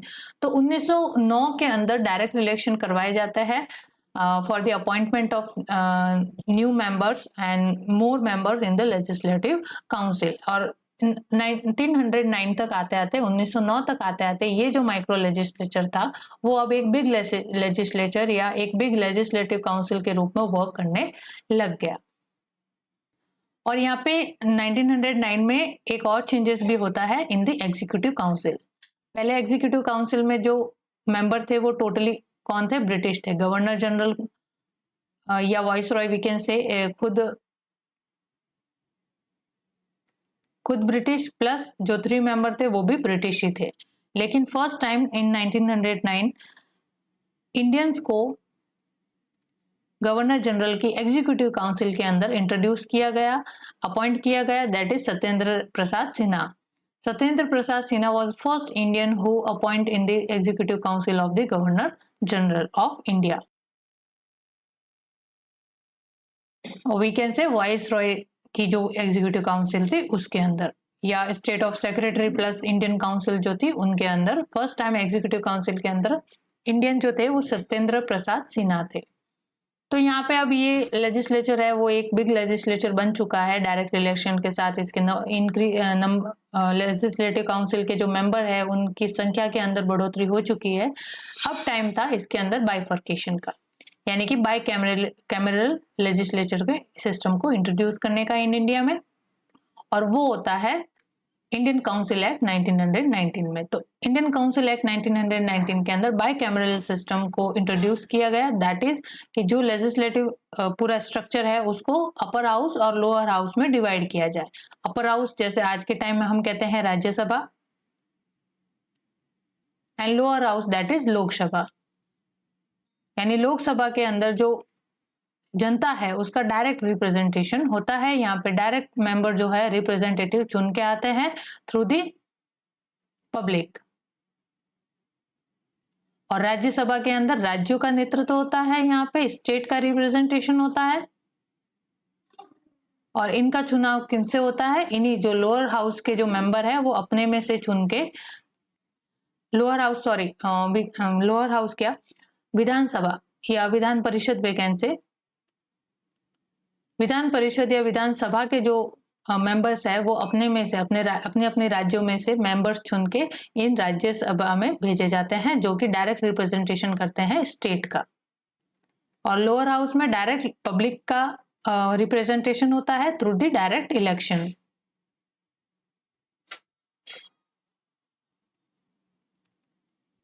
तो इस वजह से इंडियन काउंसिल एक्ट ऑफ 1919 में बाइकैमरल लेजिस्लेचर सिस्टम इंट्रोड्यूस किया गया। बाइकैमरल लेजिस्लेचर सिस्टम क्या है? अपर हाउस और लोअर हाउस का कॉन्स्टिट्यूट करना, जिसमें अपर हाउस जो है वो स्टेट को रिप्रेजेंट करता है, लोअर हाउस के अंदर पब्लिक खुद अपने रिप्रेजेंटेटिव को चुन के यहाँ पे भेजती है। और यही सिस्टम जो है अब तक टिल प्रेजेंट और today scenario was same only. तो हम यहाँ पे देख सकते हैं कि जो प्रोसेस चार्टर एक्ट ऑफ 1833 से बिगिन हुआ था वो बढ़ते बढ़ते किस तरह से आज की सिनेरियो का फॉर्म लेता है, जिसके अंदर जो चेंजेस उस समय हुए थे वो आज के टाइम पे भी हमारे कॉन्स्टिट्यूशनल जो स्ट्रक्चर है वो यही है लेजिस्लेशन का, कि अपर हाउस है जो राज्यसभा है, लोअर हाउस है दैट इज लोकसभा। राज्यसभा के अंदर यहाँ पे स्टेट का रिप्रेजेंटेशन है, लोअर हाउस के अंदर यहाँ पे जनता खुद अपने रिप्रेजेंटेटिव चुन के भेजती है डायरेक्ट इलेक्शन के थ्रू, और इसी को हम कहते हैं बाइकैमरल सिस्टम। तो that is continue and today scenario was same, the upper house and lower house. और एक और चीज है इसके अंदर की, लोअर हाउस के अंदर एक एग्जीक्यूटिव बॉडी है that is the we can say executive council that is cabinet minister. अब इन लोअर हाउस के जो सारे लोग हैं उनमें से कुछ लोग मिलके एक कैबिनेट फॉर्म करते हैं जिनको लोग मिनिस्टर कहलाते हैं, और ये कैबिनेट जो है वो एज अ एग्जीक्यूटिव बॉडी के रूप में काम करता है।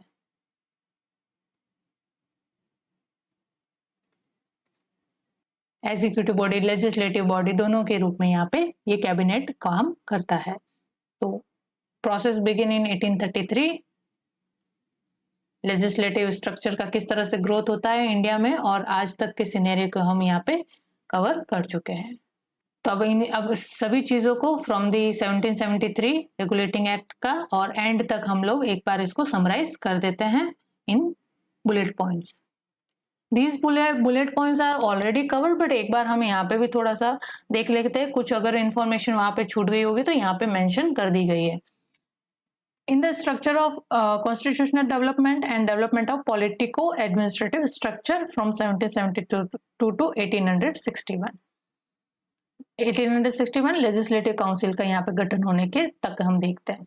In the structure of governance there was general court of proprietor, देख लिया हमने। Main function of this body was to elect directors.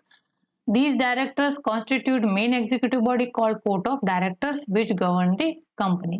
मैंने पहले ही बताया कि जब रेगुलेटिंग एक्ट नहीं था और ईस्ट इंडिया कंपनी का यहाँ पे इंडिया में एस्टेब्लिशमेंट हो चुका था एज ए पॉलिटिकल पावर के रूप में, तब ईस्ट इंडिया कंपनी का एडमिनिस्ट्रेटिव सिस्टम क्या हुआ करता था कि वहाँ पे जो कंपनी के शेयर होल्डर थे उन्होंने एक बॉडी क्रिएट कर रखी थी that is called court of proprietor.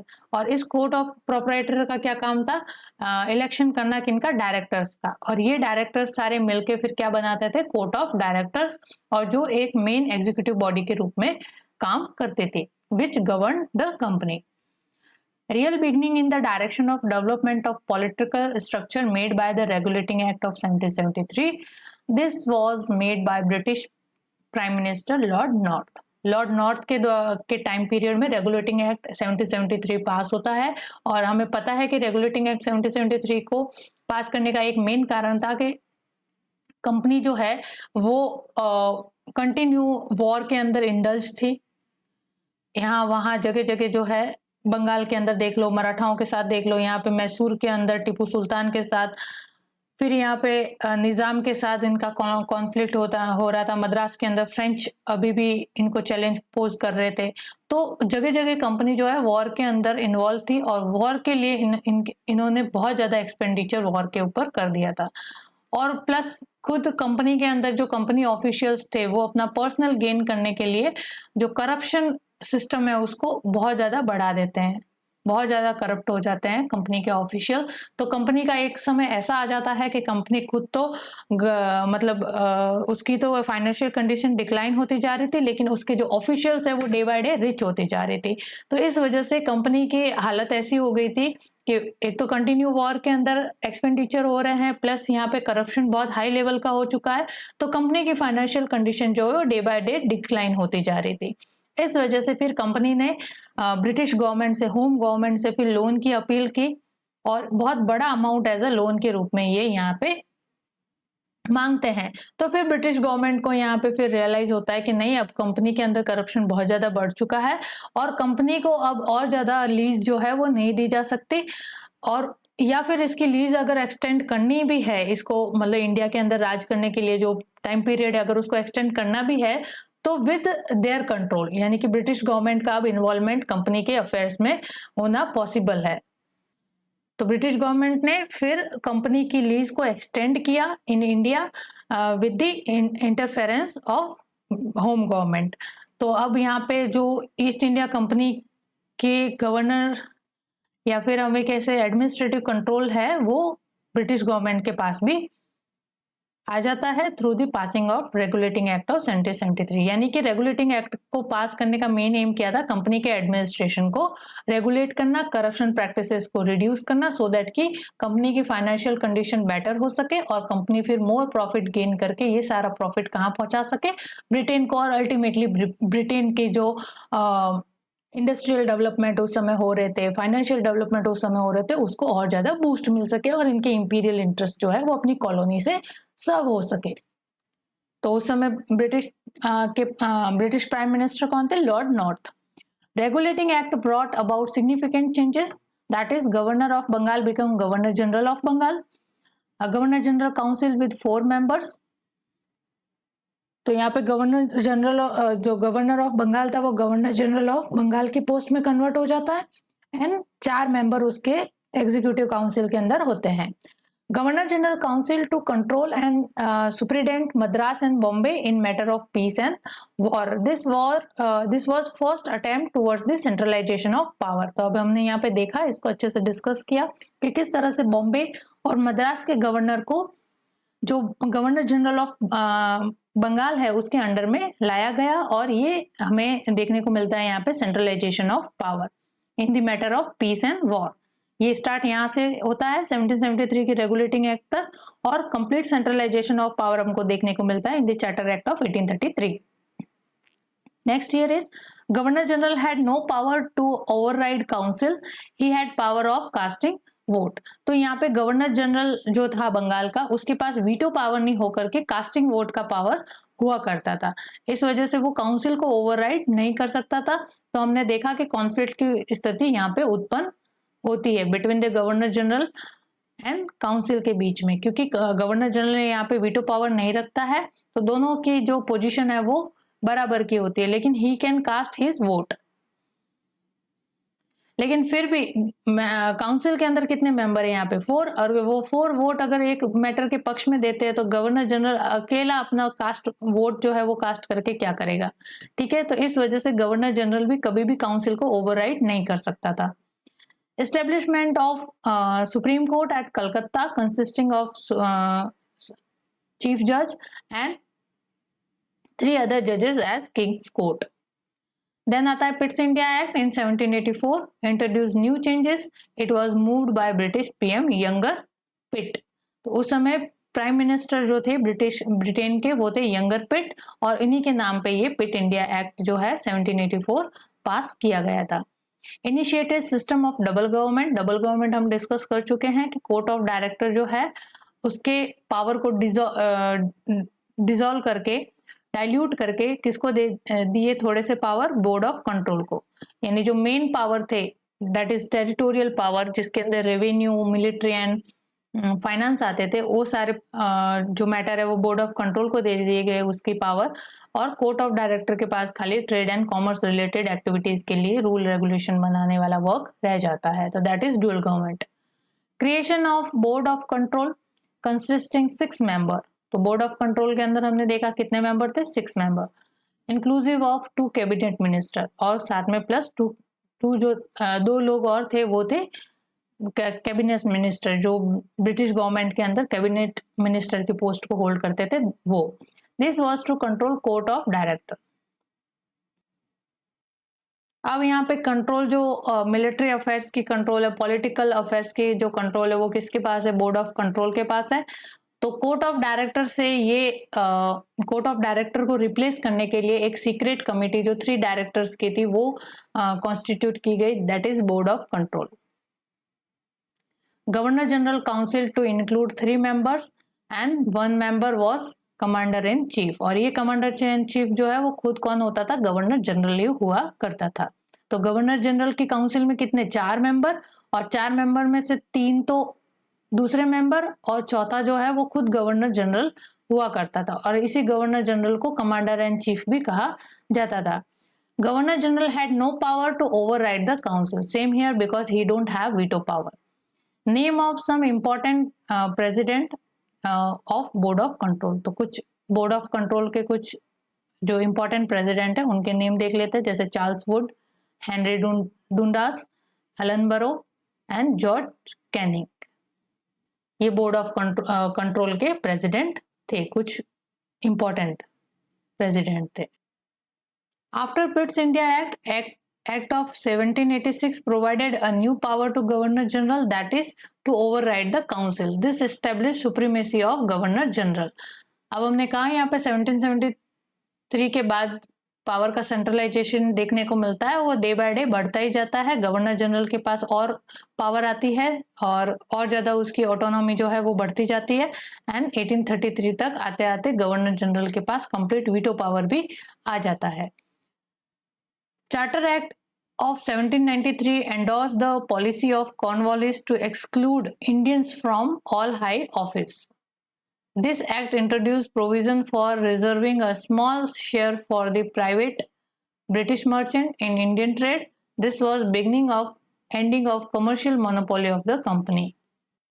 अब यहाँ पे हमने देखा कि ब्रिटेन के अंदर जो फ्री ट्रेडर्स थे और इवांजेलिकलिज्म वाली जो आइडियोलॉजी के लोग थे वो इंडिया के अंदर अब फ्री ट्रेड को सपोर्ट करने लगे, यानी कि इंडियन ट्रेड के अंदर जो कंप्लीट मोनोपोली थी ईस्ट इंडिया कंपनी की उसको अब डिसॉल्व करके, डाइल्यूट करके जो ब्रिटिश प्राइवेट ट्रेडर्स थे, प्राइवेट ब्रिटिश मर्चेंट थे, उनको भी इंडिया के ट्रेड के अंदर शेयर मिलना शुरू हो। तो वो प्रोसेस बिगिन होता है इन चार्टर एक्ट ऑफ 1793, और चार्टर एक्ट ऑफ 1833 तक तो कंप्लीट ईस्ट इंडिया कंपनी की जो ट्रेड पे मोनोपोली थी वो सब खत्म कर दी जाती है। 1793 के अंदर चार्टर एक्ट जो 1793 का, उसके अंदर जो है ईस्ट इंडिया कंपनी की ट्रेड मोनोपोली खत्म की जाती है, और जो प्राइवेट ब्रिटिश मर्चेंट थे उनको भी इंडिया के अंदर, इंडियन ट्रेड के अंदर शेयर दिया जाता है, यानी इंडिया के अंदर ट्रेड करने के लिए परमिशन मिल जाती है, और यहाँ पे शुरू होता है फ्री ट्रेड का एरा, और कंपनी की ट्रेड पे जो मोनोपोली है वो फिनिश होती है। और ये सब किस कारणों से हो रहा था वहां पे, नेपोलियनिक वॉर के कारण। ये जो प्राइवेट ब्रिटिश मर्चेंट है वो यहाँ पे इंडिया के ट्रेड के अंदर शेयर क्यों मांग रहे थे, वो तो ऑलरेडी कहीं ना कहीं तो अपना ट्रेड कर ही रहे थे, लेकिन अब इनका ध्यान इंडियन ट्रेड की तरफ इसलिए जाता है बिकॉज एक तो इंडियन ट्रेड जो है वो बहुत ही ज्यादा प्रॉफिटेबल हो रहा था ईस्ट इंडिया कंपनी के लिए, तो इंडिया से बहुत ज्यादा रेवेन्यू जनरेट हो रहा था, प्लस नेपोलियनिक वॉर चल रहा था यूरोप के अंदर। नेपोलियन के नेतृत्व के अंदर उसने बहुत सारे जगह पे टोटल यूरोप के अंदर जगह जगह पे उसने मिलिट्री कैंप्स बना बना के ब्रिटेन को घेरना शुरू कर दिया था। तो ब्रिटेन के अगेंस्ट उसने वॉर जो है वो डिक्लेयर कर दिया था और वेरियस मिलिट्री जो कैंपेन थी उसने चलाई अगेंस्ट द ब्रिटेन, और ब्रिटेन को यहाँ पे डीबार्ड किया from the trade with the other Europeans country. तो इस वजह से अब यहाँ पे वहाँ के जो ब्रिटिश मर्चेंट थे उनके पास अब ट्रेड करने के लिए, यूरोप के अंदर ट्रेड करने के लिए कोई भी जगह नहीं थी। वहाँ पे पॉलिटिकल अनस्टेबिलिटी ज़्यादा हो चुकी थी, वॉर वगैरह, नेपोलियन के अंदर वॉर जो है वो काफ़ी चल रहे थे, और ब्रिटेन को धीरे धीरे नेपोलियन क्या कर रहा था, एक साइड कर रहा था, कॉर्नर कर रहा था from the trade in the European countries. इस वजह से ये प्राइवेट ब्रिटिश मर्चेंट है, उन्होंने रुख किया किस तरफ, इंडिया के ट्रेड की तरफ, जहां पे किसकी मोनोपोली चल रही थी, ईस्ट इंडिया कंपनी की। फिर ये ब्रिटिश मर्चेंट्स जो है, प्राइवेट ब्रिटिश मर्चेंट, इन्होंने एक प्रेशर ग्रुप के रूप में काम किया और ब्रिटेन की जो होम गवर्नमेंट है उनको प्रेशराइज किया with the help of that evangelism भी यही कह रहे थे कि इंडिया को ओपन करो for the missionaries activities and all, and they were also कि भाई इंडिया को ओपन करो, ईस्ट इंडिया कंपनी की मोनोपोली यहाँ पे खत्म करो और फ्री ट्रेड को यहाँ पे और अदर ब्रिटिश मर्चेंट्स को यहाँ पे अलाउ करो फॉर द ट्रेड। तो इस तरह का प्रेशर ग्रुप क्रिएट होता है and final charter act of 1793 के अंदर ये जो मोनोपोली है ईस्ट इंडिया कंपनी की यहाँ पे खत्म कर दी जाती है। Then charter act of 1813 put forward certain important provision that is sovereignty of crown over the territory acquired by the company। तो चार्टर एक्ट ऑफ 1813 के अंदर क्या प्रोविजन होता है कि क्राउन जो है वो अपनी सोवरेंटी डिक्लेयर कर देता है over the territory which is acquired by the company. जो कंपनी ने इंडिया के अंदर टेरिटोरियल गेन किया था उसके ऊपर अब कंप्लीट सोवरेंटी किसकी होगी, ब्रिटिश क्राउन की होगी। Monopoly of company abolished except tea and China trade. Company की मोनोपोली जो है वो यहाँ पे एंड की जाती है इन चार्टर एक्ट ऑफ 1813, लेकिन चाइना के साथ जो ट्रेड था टी का, और चाइना के साथ जो ट्रेड और टी के अंदर जो यानी टी प्लांटेशन का जो काम है उसके अंदर जो मोनोपोली है अभी भी ईस्ट इंडिया कंपनी की यहाँ पे रिटेन रहती है, जो कि बाद में 1833 के चार्टर एक्ट के द्वारा ये मोनोपोली जो दो है, चाइना के साथ ट्रेड और टी के अंदर जो टी का एक्सपोर्ट इंपोर्ट है उसके अंदर, उसके ट्रेड के अंदर भी मोनोपोली समाप्त कर दी जाती है और फाइनल ईस्ट इंडिया कंपनी की मोनोपोली चार्टर एक्ट ऑफ 1833 में खत्म हो जाती है। Christian missionaries allowed in India and charter act of 1813 के अंदर मैंने कहा यहाँ पे इवांगेलिकिज्म ऑफ फ्री ट्रेड थिंकर्स जो थे, ये प्राइवेट ब्रिटिश मर्चेंट दोनों ही चाह रहे थे कि इंडिया को ओपन किया जाए, तो यहाँ पे क्रिश्चियन मिशनरीज को भी अलाउ कर दिया, ईस्ट इंडिया कंपनी की ट्रेड मोनोपोली भी खत्म कर दी सो दैट के अदर प्राइवेट ब्रिटिश मर्चेंट आके यहाँ पे इंडिया में ट्रेड कर सके। And act of 1813 was influence of great utilitarian philosopher James Mill and Macaulay। Macaulay and James Mill जो यूटिलिटेरियन फिलोसफी है उसके पक्षधर थे और उन्होंने भी इस इन ब्रिटिश इंडिया में ब्रिटिश गवर्नमेंट के ऊपर ये प्रेशर क्रिएट किया था कि इंडिया पे ईस्ट इंडिया कंपनी की मोनोपोली खत्म की जाए और इंडिया को ओपन किया जाए for the other British merchants. Then फिर आता है चार्टर एक्ट ऑफ 1833, ये यहाँ पे देन हो सकता है। Then was enacted charter act of 1833। Financial centralization होता है, यहाँ पे न्यू प्रेसिडेंसी क्रिएट होती है, आगरा की हमने देख चुके। Monopoly of company over T and China trade abolished. जो कंपनी के पास 1813 के चार्टर एक्ट के अंदर जो मोनोपोली रह गई थी टी के एक्सपोर्ट में और चाइना के साथ ट्रेड में, वो भी अबॉलिश कर दी जाती है। Through this act, old name United Company of Merchant of England was replaced by the new name East India Company. Restriction of immigration to India and acquisition of land and property was abolished. पहले जब east India company की monopoly हुआ करती थी तो किसी भी British को इंडिया के अंदर इमिग्रेट करने की परमिशन नहीं हुआ करती थी, रेस्ट्रिक्शन था, वो भी अबॉलिश कर दिया गया। और इंडिया के अंदर कोई लैंड या प्रॉपर्टी परचेज करनी है उसके ऊपर भी रोक थी, तो उसके एक्विजिशन के ऊपर भी जो रेस्ट्रिक्शन था उसको भी अबॉलिश कर दिया गया इन द चार्टर एक्ट ऑफ 1833। तो now completely India is open for the European markets, European traders and Europeans. तो यहाँ पे पूरा होलसेल जो कह सकते हैं कि यूरोपियंस की जो होलसेल पब्लिक है वो आ जाती है इंडिया के अंदर। Restriction, Governor General of Bengal became Governor General of India and all 3 presidency came under the governor general of India. तो गवर्नर जनरल ऑफ इंडिया के अंदर बाकी जितनी भी प्रेसिडेंसी थी वो governor general of India plus उसकी काउंसिल के एडमिनिस्ट्रेशन के अंडर में आ जाती है, और ये हमें यहाँ पे देखता है कंप्लीट पॉलिटिकल सेंट्रलाइजेशन।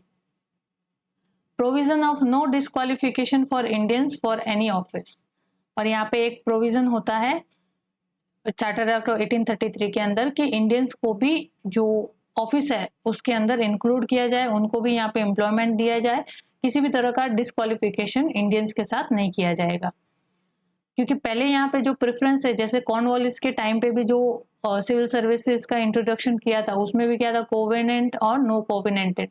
कोवेनेंटेड जो थी उसके अंदर हायर पोस्ट की जितनी भी सर्विस थी सिविल सर्विसेज के अंदर वो ब्रिटिश लोगों के द्वारा फुलफिल की जाती थी, और लोअर रैंक की जो भी पोस्ट हुआ करती थी कंपनी के एडमिनिस्ट्रेशन में वो किनको प्रोवाइड करवाई दी जाती थी, इंडियंस को।